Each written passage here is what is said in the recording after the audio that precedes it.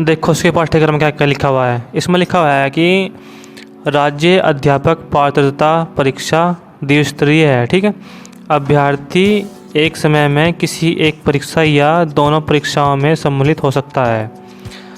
दोनों स्तर की परीक्षाएं एक ही दिन हो 2 पालियों में आयोजित की जाएंगी। ठीक है, एक ही दिन में 2 पालियों में इसकी परीक्षा आयोजित की जाएगी। यदि कोई अभ्यर्थी प्राथमिक एवं उच्च प्राथमिक स्तर की दोनों परीक्षाओं में सम्मिलित होना चाहता है तो इसके लिए एक ही आवेदन पत्र भरना होगा। ठीक है, इसकी स्पष्ट अंकता आवेदन पत्र पर यथा निर्दिष्ट स्थान पर करनी होगी।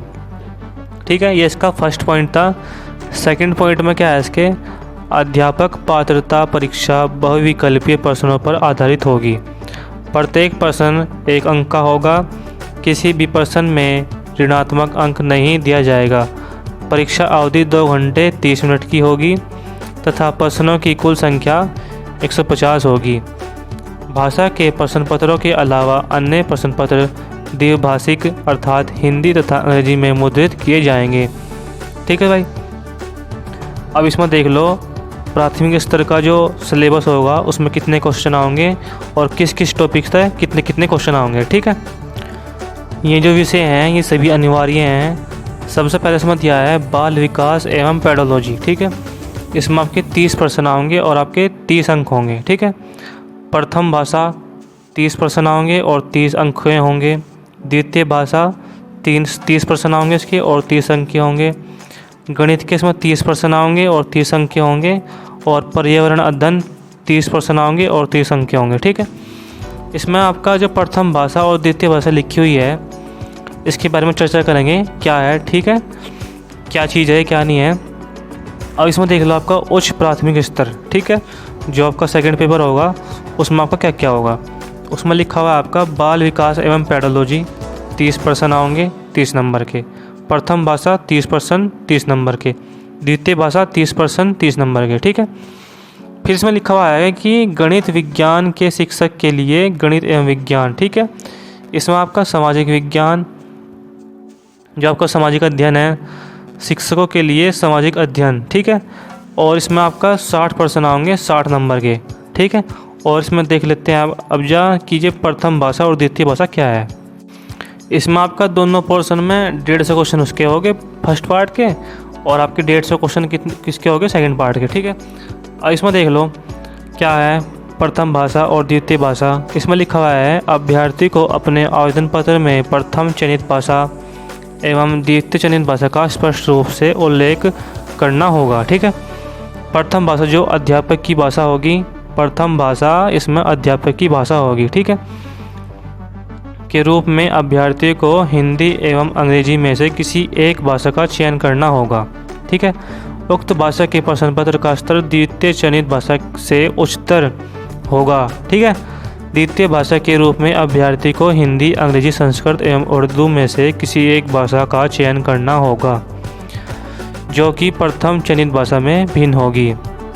ठीक है भाई, समझ गए बात। अब इसमें लिखा हुआ है UTET द्वितीय के लिए गणित एवं विज्ञान अथवा सामाजिक अध्ययन में से किसी एक विषय का चयन करना होगा। ठीक है भाई, ये आपका फर्स्ट पार्ट था और आपका ये गणित और विज्ञान वाला सेकंड पार्ट था। ठीक है, और इसमें नेक्स्ट देख लेते हैं क्या क्या है। इसमें आपका अध्यापक पात्रता परीक्षा आयोजन हेतु अधिकृत संस्था। ठीक है, इसमें आपको संस्था का नाम है। इसमें देखो क्या लिखा हुआ है, राज्य अध्यापक पात्रता परीक्षा का आयोजन उत्तराखंड विद्यालय शिक्षा परिषद रामनगर नैनीताल द्वारा किया जाएगा। ठीक है, परीक्षा आयोजन से लेकर परिणाम घोषित करने तक के समस्त कार्य परिषद द्वारा ही संपादित किए जाएंगे। परिषद अध्यापक पात्रता परीक्षा के संचालन हेतु विस्तृत प्रक्रिया निर्धारित करेगी। ठीक है, अगला पॉइंट लिखा है इसमें अध्यापक पात्रता परीक्षा परिणाम पत्र की उपाधि।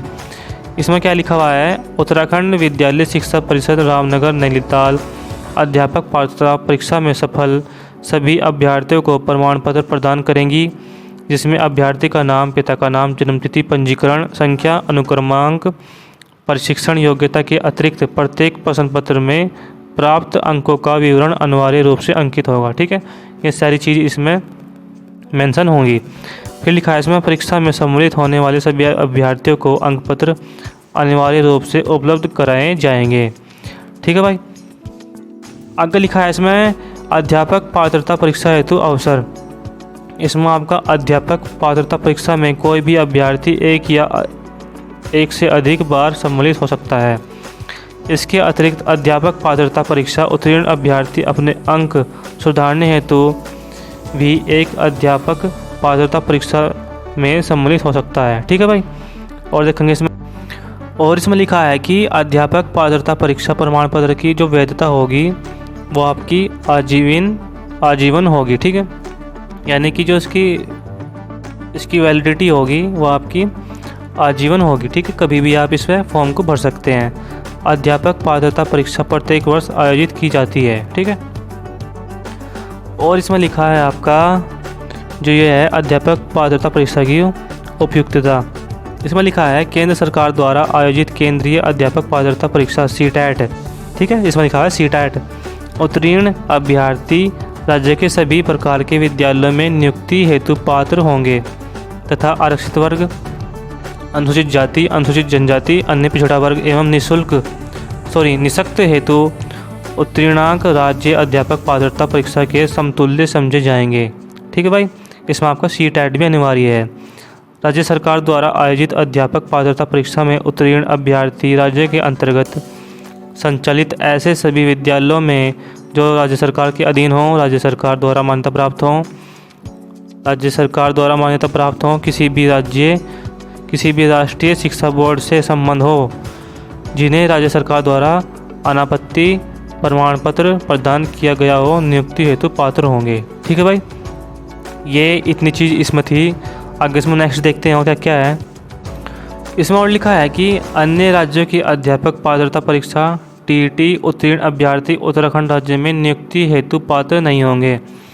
इसे भाई फॉर्म को कोई दूसरा स्टेट वाला नहीं भर सकता। ठीक है, इसे केवल उत्तराखंड वाले ही भर सकें।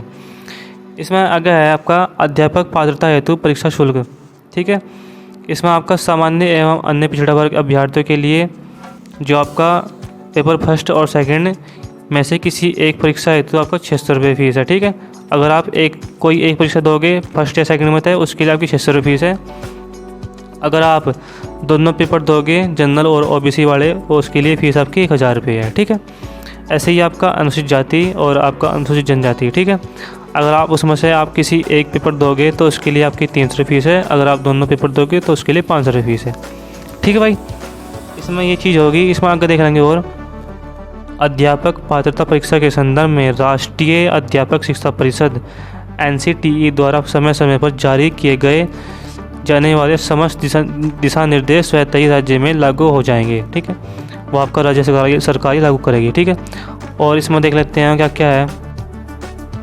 इसमें देखो आपका क्या लिखा हुआ है, लिखित परीक्षा केंद्र, यानी आपका जो पेपर होगा वो कहाँ होगा और आपके कितने सेंटर होंगे। ठीक है, इसमें लिखा हुआ है आपका लिखित परीक्षा हेतु राज्य के सभी 13 जनपदों के, यानी कि जो आपका स्टेट है उत्तराखंड, उसमें आपके 13 जो ज़िले हैं, डिस्ट्रिक्ट हैं, उनमें आपका 29 शहर परीक्षा केंद्र निर्धारित किए गए हैं। ठीक है, जिनका विवरण परिशिष्ट 4 में दिया गया है। परिशिष्ट 4 ही पढ़ेंगे। ठीक है, परीक्षा केंद्र हेतु इच्छित परीक्षा शहर का नाम एवं कोड का उल्लेख आवेदन पत्र में निर्धारित स्थान पर अवश्य करें। ठीक है, एक बार परीक्षा केंद्र आवंटन हो जाने के पश्चात उसमें किसी भी बदलाव हेतु प्रार्थना पत्र स्वीकार नहीं किया जाएगा।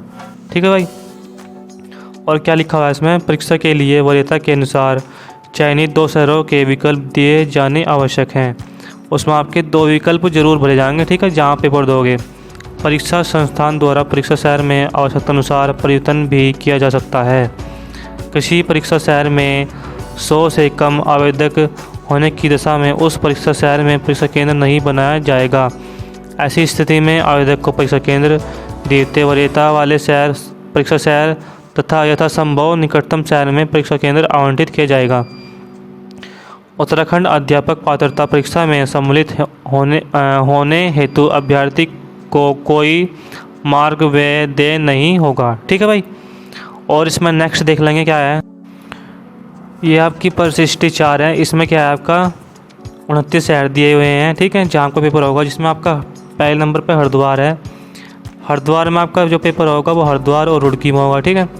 देहरादून में जो आपका पेपर होगा वो देहरादून, ऋषिकेश और आपका ये 2 में ही होगा। और तीसरा इसमें उत्तरकाशी, उत्तरकाशी में आपका ये है, उत्तरकाशी है और आपका बड़कोट, ठीक है। टिहरी गढ़वाल, नई टिहरी और आपका नरेंद्र नगर, ठीक है। पौड़ी गढ़वाल में होगा आपका पौड़ी में और आपका श्रीनगर में। इसमें आपके और भी एग्ज़ाम सेंटर दिए हैं, जैसे कोटद्वार हो गया, गोपेश्वर हो गया, कर्णप्रयाग हो गया, रुद्रप्रयाग, अगस्त्य मुनि हो गया, पिथौरागढ़ हो गया आपका ये बेरीनाग, डीडी डाट और आपका चंपावत, टनकपुर, अल्मोड़ा, रानीखेत, बागेश्वर, गरुड़, नैनीताल, हल्द्वानी, रामनगर, रुद्रपुर और आपका काशीपुर, ठीक है। इसमें आपका लिखा है कि परीक्षा केंद्र हेतु वरीयता के अनुसार 2 शहरों के विकल्प दिए जाने आवश्यक हैं। यानी आपको कोई 2 शहर देने हैं जिसमें आपका पेपर हो सके, ठीक है। नज़दीक का ही दे दियो। एक बार परीक्षा केंद्र आवंटन हो जाने के पश्चात उसमें किसी भी प्रकार का बदलाव या फिर प्रार्थना पत्र स्वीकार नहीं किया जाएगा। किसी परीक्षा शहर में 100 से कम आवेदक होने की दशा में उस परीक्षा शहर में परीक्षा केंद्र नहीं बनाया जाएगा, ठीक है। ये चीज़ मैंने आपको बताई थी।